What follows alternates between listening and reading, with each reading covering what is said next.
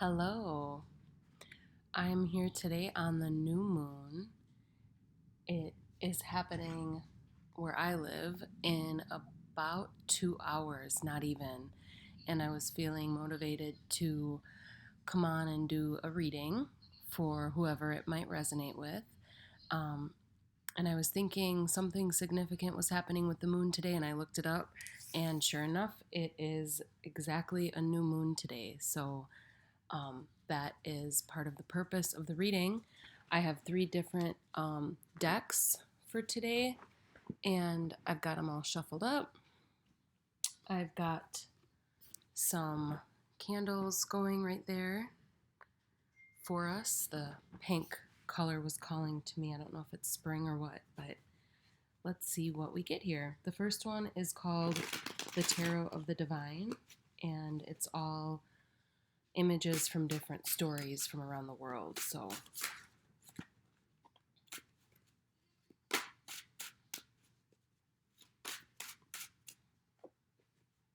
the Hierophant.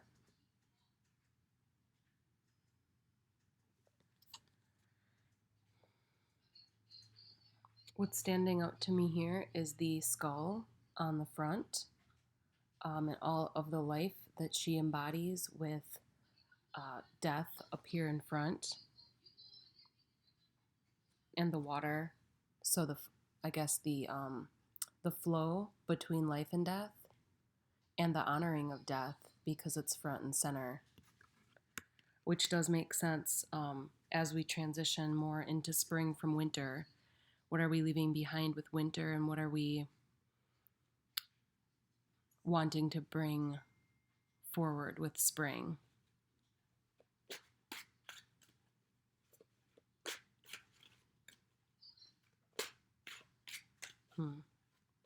There was a message that I was getting actually before starting the reading, which was around how do we want to use our free time?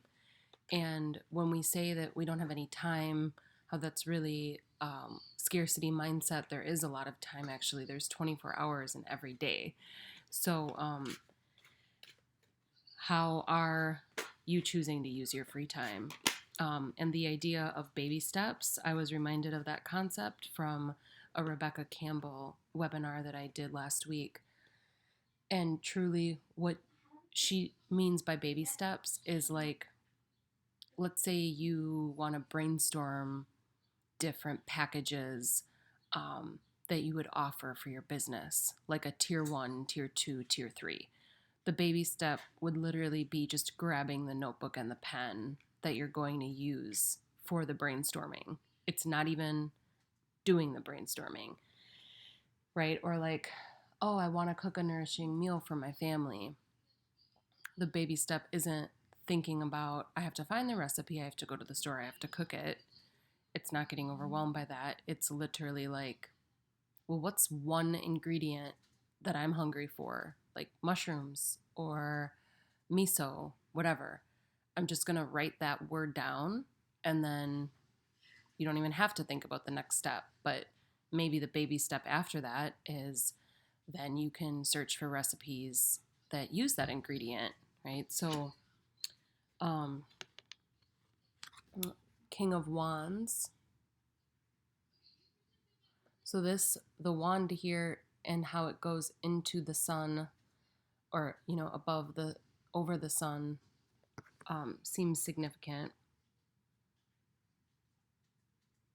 And the wand actually has leaves coming from it.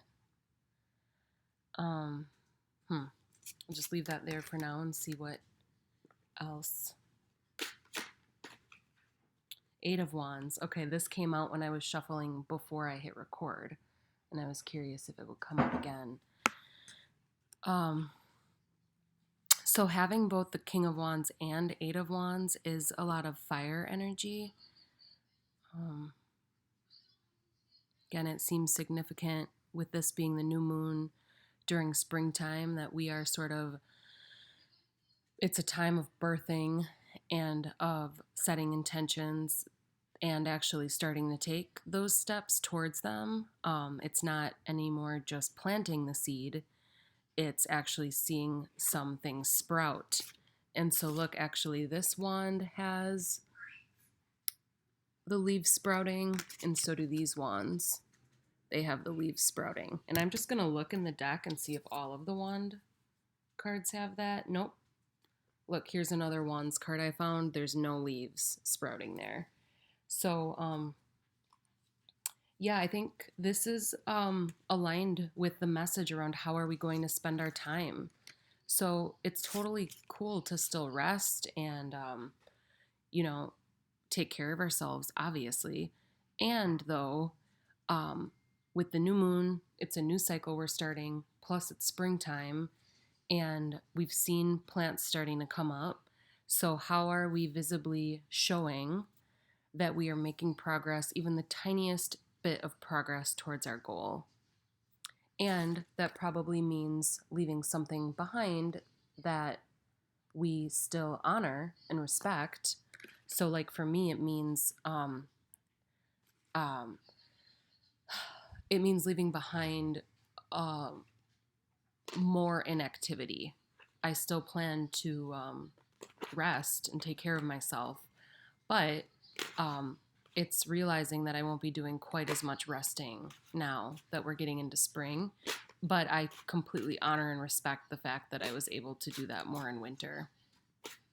So let's see if there's anything else from this deck. That seems like a pretty complete message. But yeah, look at all the fiery energy. It's coming off of the peacock. Is that a peacock? Wings. And the Eight of Wands is a very fiery card. It's all up here coming off of that wand too. So, yeah, warmth, fire. It's coming to us. I'm in the Midwest, so it is welcomed at this point. Oh, interesting. And then the Five of Cups with the Five of Wands reversed. So this is sort of the sadness and emotions that follow the fight.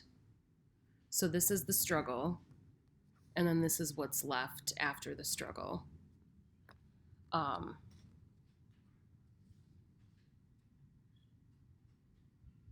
Yeah, and it's emotional transparency. Look at how her shawl is transparent, and she's not hiding her emotions. And then here's the full moon, actually. So I wonder if as we either we're leaving behind some of these emotions with the last full moon that came, and we're kind of moving beyond this emotional expression, or perhaps this moon cycle with the new moon starting today and leading into this next full moon will perhaps signify like some conflict coming to a close and more of the healing and emotional expression happening. And maybe that's necessary before getting into all of this fiery action, even if it is baby steps energy. So yeah, for some of us, we may need to process something or yeah, just accept that something got spilled or that something was maybe lost in a fight or maybe a relationship was harmed in some way. So yeah, I think that might need to happen in congruence with or before you're able to move into this baby steps energy. Okay, now I'm using a different deck. It's called the Moon Oracle. And when I was shuffling before I hit record, Rebel and Choice came out, which did seem to align with the message of how are we going to spend our time. Like, it might seem rebellious to start doing things a little differently than we have been. All right, what does this say? Opposition. Waning fire moon fall. Yeah, to me, this is like things falling off. It's kind of the same as the cups being spilt here. So, like, what needs to fall off? Like, it looks like these could almost drop soon. what needs to fall off in order to make room for that movement and progress. Let's see what else. Oh, look, this is at the bottom of the deck. Confession.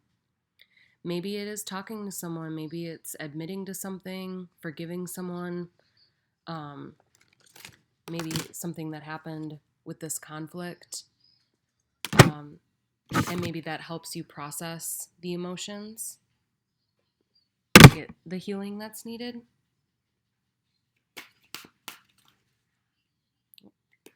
These got all backwards. Let me shuffle again.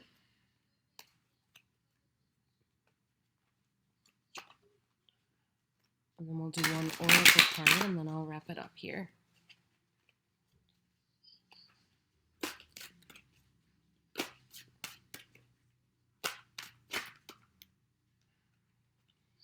And it's so true, right? Like if we're taking care of ourselves, we can't necessarily just add stuff in without letting something go. So what are we leaving behind with winter?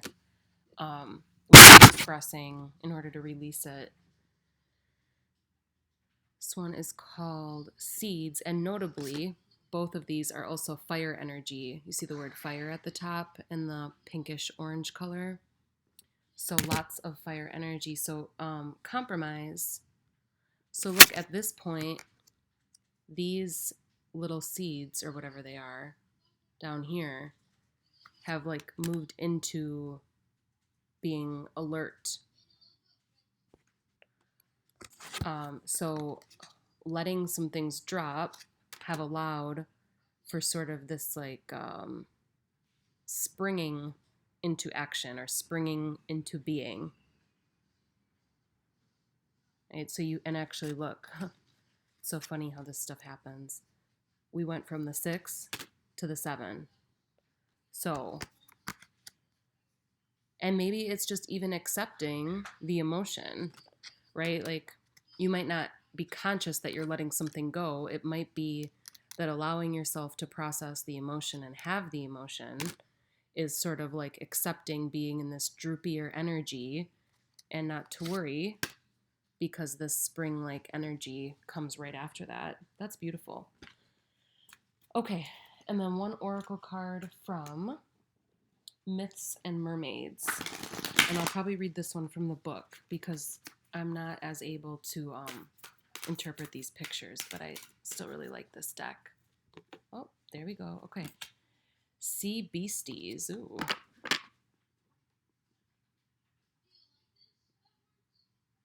Wow. The color of her skin, along with the sort of turquoise octopusy beads, are standing out to me. All right, let me see here if I can find the book. Here it is. Number 8. I don't know if that number is significant to anyone, or if turquoise is. I know the lighting's not the greatest, but you can see the turquoise right there. Maybe it's a day to wear some turquoise. It says, here in the murky depths we dwell, trapped in darkness like a jail, obscured by she who holds the key, yet chooses not to lift the veil. Wow.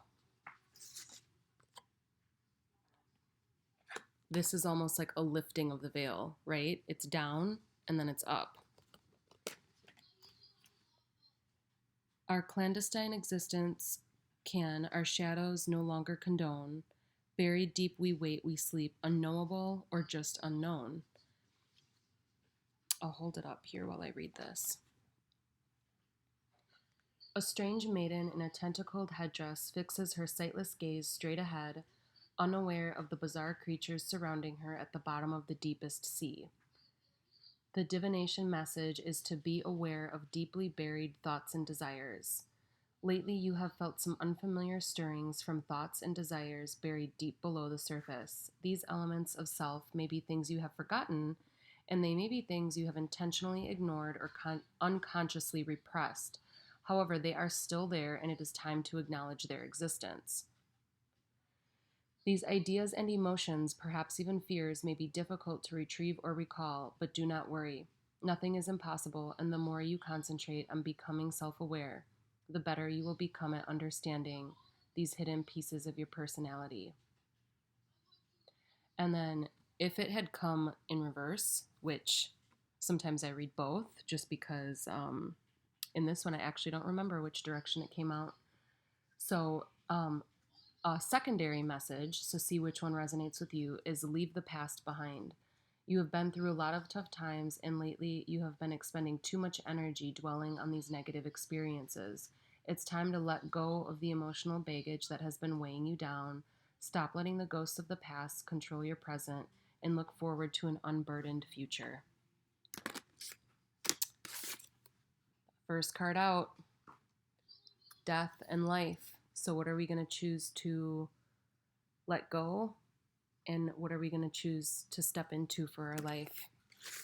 All right, thanks all for watching, and let me know if you have any requests of certain types of readings or anything like that. I love doing these. So have a great day and good new moon, and hopefully this cycle will be enlightening and be filled with baby steps towards your desires.